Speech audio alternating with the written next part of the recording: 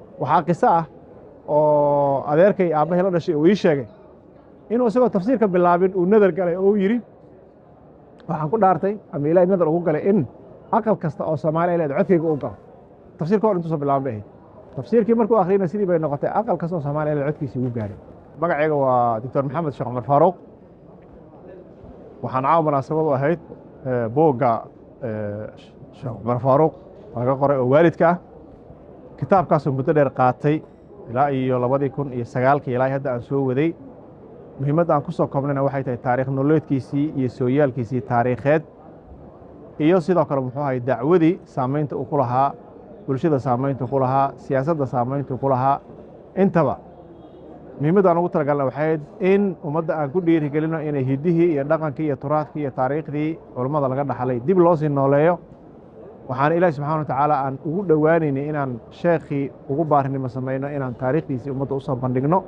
taasoo insha allahu tacaala aada u baahday sheekha halkii uu ku dhashay iyo deegaanadii uu cilmiga ka dhigtay haddii aad si kooban nooga hadasho sheekha deegaanku ku dhashay wuxuu ahaa deegaankaas Soomaali galbeed loo yaqaano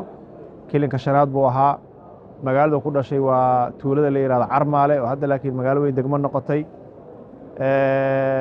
gobolka Shabeelle dhulkaas wax ku soo bartay wuxuu ka dhashay qows ama usro ku caanbaxay diinta islaamka oo lagu yaqaano abiiba sheekh ahaa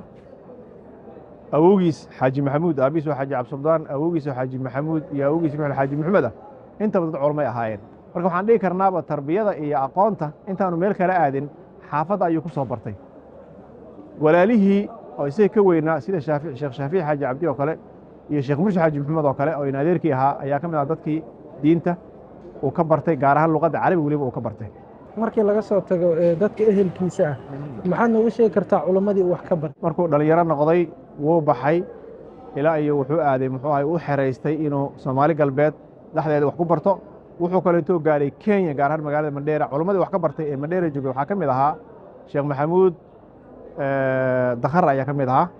waxaa ka mid ahaa sidoo kale Sheekh Cabdikariin Sheekh Khaliif ayaa ka mid ahaa maxamed Daqane waxaa kaloo ka mid ahaa culimmadii wax ku soo bartay Sheekh Yuusuf iyo culimo kaloo tiro badan Sheekh Weli oo Barre iyo Sheekh Yuusuf marka culimadaas ayuu tafsiirka soo bartay sheekhu wuxuu ii sheegay inuu tafsiirka wada dhammaystirin laakiin qaybo ka mid ah uu bartay intii kalena uu isaga dadaalkiisa ku bartay laakiin magaalada Muqdisho markuu yimaadana culimada wax ka bartay waxaa ka mid ah Sheekh Ibraahim Suuley oo u xiraystay waxaa ka mid ahaa Sheekh Nuuridiin Cali Colow oo caqiidada tawxiidka ka qaatay jaamacadda heer nooca ayuu ka gaaray culumta diiniga markuu ka baxay dugsigii sare ama macadkii sare la oran jiray macad islaamul islaami magaalada Muqdisho ku yaalay hadda meeshan uu ku yaalo iskuulka hoyga xamar lambar 4 Muqdisho wuxuu tagay magaalada Madiina jaamacaddu kale waxay jaamaca islaamiya oo Madiina Munawwara ku taala wuxuuna galay kulliyadda dacwo usuuludiin wuxuuna ka qalin jabiyay sanadka markuu ahaa 1980kii wuxuu soo bartay shareecada gaar ahaan dacwada iyo usuuludiinka sacuudiga ay sheegtay sacuudiga sheekha muddo ku noolaa bal xiriirkiisa asagii sacuudiga ka waran muddo dheer ayuu ku noolaa oo 40 sano ah ma ku dhowba ayuu ku noolaa waqtigii uu tagay 76 ilaa iyo intii uu ka geeriyoonahay 2011 intaas ayuu ku noolaa xiriir fiican ayuu bulshada qaybeeda kala duwan ku lahaa Soomaalida waa la wada ogyahay dadka uu ku noolaa oo carabta sacuudigana xiriir fiican ayuu la lahaa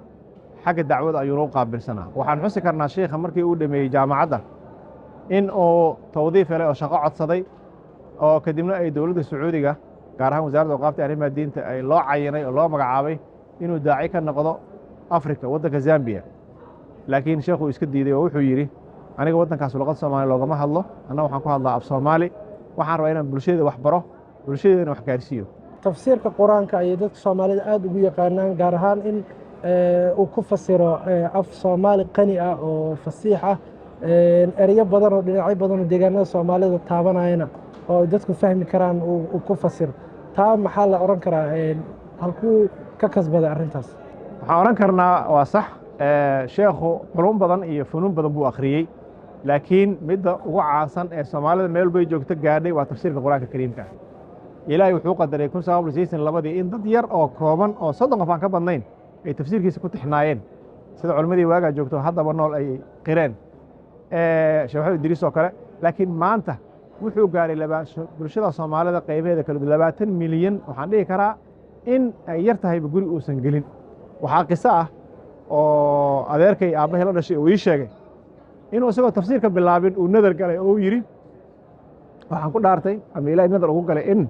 aqal kasta oo Soomaaliya leed codkayga u galo tafsiirka hor intuu soo bilaabay bay ahayd tafsiirkii markuu akhriyay sidii bay noqotay aqal kasta oo Soomaaliya leed codkiisa ugu gaaray sheekha waxa uu ka qayb qaatay shirkii carta ee Djibouti sidoo kale wuxuu noqday xildhibaan bal doorkiisa dhanka siyaasadda nooga waran shirkii carta ayuu ka qayb galay dowladdii waqtigaa shirka lagu soo dhisay oo dowladdii carta ahayd oo dowladdii cabdiqaadir salax xasan ahayd isaga ayaa qayb ka soo dhisay isaga ayaa weliba dhaariyey marka waxaan dhihi karnaa geedi socodka nabadeed iyo dhisidda dowlad Soomaaliyeed inuu kaalin weyn uu ku lahaa ugu dambeyntii buugga wuxuu ku qoran yahay af carabi dadka Soomaaliyeed waxay is weydiinayaan af Soomaaligii iyo goormaha laga rajaynaya kitaabkan waa kii ugu horreeyey oo carabi ku qoran laakiin waxaa jiri doono in qaybta dambaad ama editionka labaad ama dabcada labaad inay ku soo bixi doonto luqadda Soomaaliga marka waana dareen bulshada ay jecel yihiin inay wixii fahmaan oo ay akhriyaan marka in dabcada labaad insha Allah tacaala ay luqadda Soomaaliga noqoto dad baa isla markiiba hawshaas la wareego mashruucaas qaatay oo yiri naloo fasax annaga ayaa ku qorayno luqadda Soomaaliga annagana aan fasaxiisinay marka waxaa kaloo laakiin aan bulshada u sheegi lahayn inuu jiro tafsiirkiisii Soomaaliga ahaa oo hadda loo bedelay quraan oo hadda ay dhowr juz qoran tahay oo isagana insha Allah tacaala bandhiga ku xigo noqon doona sanadka soo socda insha Allah tacaala waa tafsiirkii quraanka oo luqadda Soomaaliga ku qoran oo sharaxii sheekha ah kaanu soo dhaw barakallahu